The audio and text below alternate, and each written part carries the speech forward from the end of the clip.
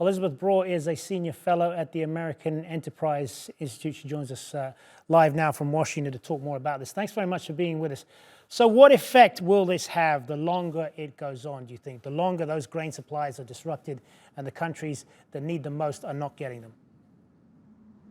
Well, clearly, food insecurity in the first place, and possibly even worse consequences. There are some countries that have backups, that have grain stored, but of course the moment you use up that stored grain, then you don't have it anymore. So that is unfortunately the reality, and that's why Russia has such power to threaten to withdraw from the grain deal and then to withdraw from it, because we know there will be massive consequences, and that's why countries and indeed international organizations, in this case the UN, have been trying so hard to get Russia to stay in the grain deal. And I have to say, President Erdogan has done a great deal to make the grain deal work. But if Russia is going to use it essentially to put other countries under pressure, then it's not a very stable deal, which is exactly what we're seeing now.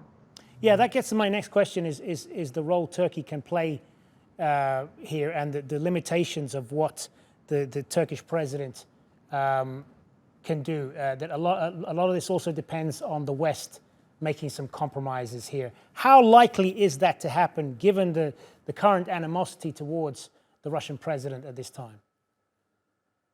Well, I have to say it is a bit rich for Russia to say, well, the West has to make compromises. The reason we have this problem in the first place with looming food insecurity and possibly worse around the world is that Russia invaded Ukraine and stopped, as a result of that, stopped Ukraine's grain exports. So the ball really is in Russia's court to end the war, and then we wouldn't have this problem. But in the meantime, clearly there will be diplomatic pressure on Russia applied by President Erdogan, who really is the crucial person in this drama, and the person who can probably do the most to solve it.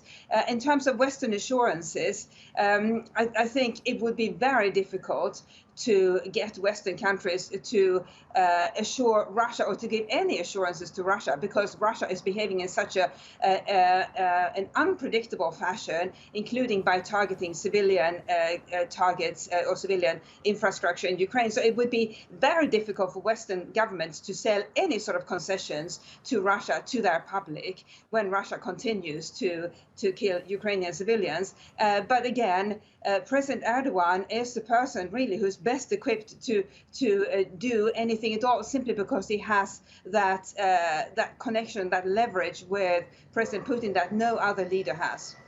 Many countries in the global south that are hugely dependent on grain from Ukraine have been largely neutral on the conflict so far.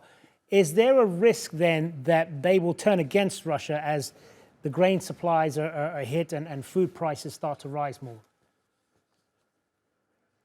I think there is, and yes, they have been mostly neutral so far. But it was interesting to see earlier this year a delegation of African leaders traveling to Ukraine. We should remember that the leaders and the countries don't really have very much of a relationship with Ukraine at all. Their relationship traditionally has been with Russia, and it's a long and strong and mostly harmonious and productive relationship. But they did travel to Ukraine, which this delegation of African leaders did, which was an interesting turn of events. And the way I see it is that there is exasperation with this continuing war, that the African continent and indeed other continents have nothing to do with, and yet their population is suffering as a result because they can't get the grain from Ukraine.